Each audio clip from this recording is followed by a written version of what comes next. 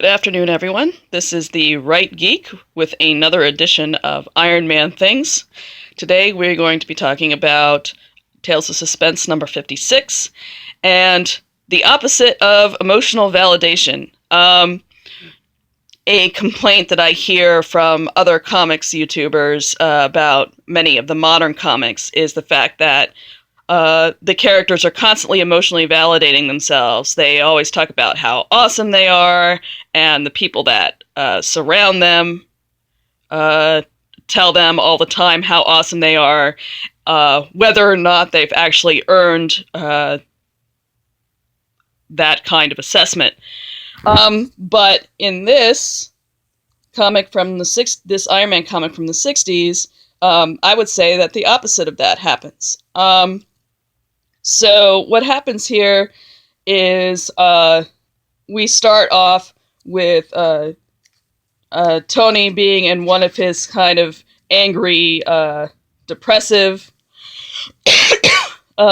fits here. He's in his private sanctum breaking things. As I said in my summary video, that Tony has these moments where he breaks things because he's angry and frustrated. And what he's thinking is, I'm sick of being Iron Man. He wants to quit because he's tired of it. He wants to live a normal life. He wants to go back to the life he led before. And he's tired of having this threat of death over his head because, of course, in this era, the only thing that's really keeping him alive is the chest piece of the armor. That is the thing that is keeping his heart beating.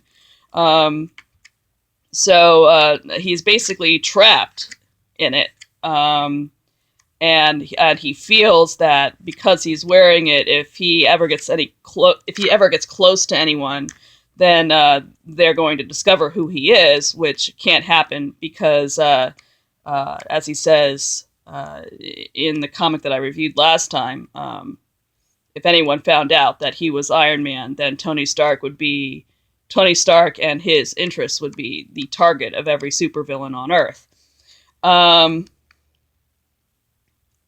So Tony here decides, I don't want to be Iron Man anymore.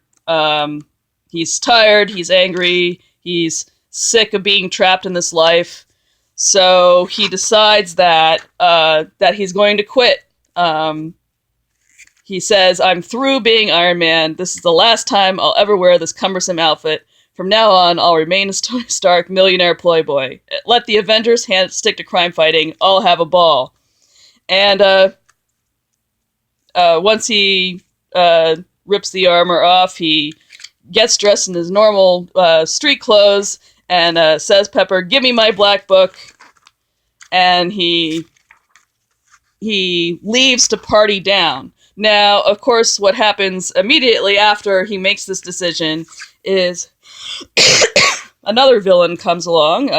This would be the Unicorn here, and he immediately in the story breaks into Stark's factory, and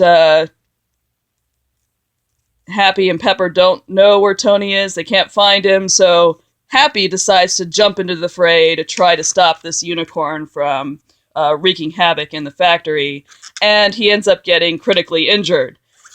Meanwhile, the Unicorn decides that he is going to kidnap Pepper as leverage because the Unicorn really wants to fight Iron Man. He's here to demonstrate his mettle against this very famous hero. And the people who are left at the factory call every nightclub in town, trying to track down their boss here, who has gone AWOL on his partying here, and they eventually reach him. And his reaction here is, oh, if only I had been there, Iron Man could have saved him. So instantly, as soon as something bad happens, he feels guilt for not being there, for abandoning his post, so to speak.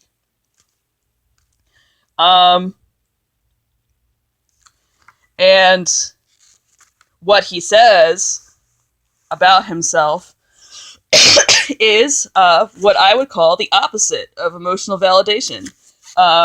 So he was having this moment of partying down and being selfish, and as soon as something bad happens, he says, "I've been a selfish, self-centered heel, but perhaps it is not too late to make amends for the sake of those who need me. I pray there is still time." A lot of modern characters,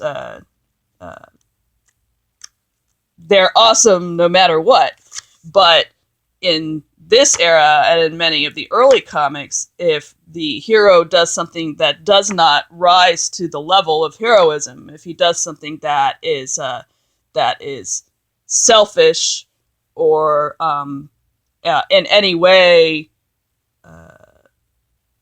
sinful or not completely in line with the standards that the heroic code has set, they immediately feel bad about it. They don't think they're the greatest thing on earth. They think that they have been selfish, and now they have to make amends.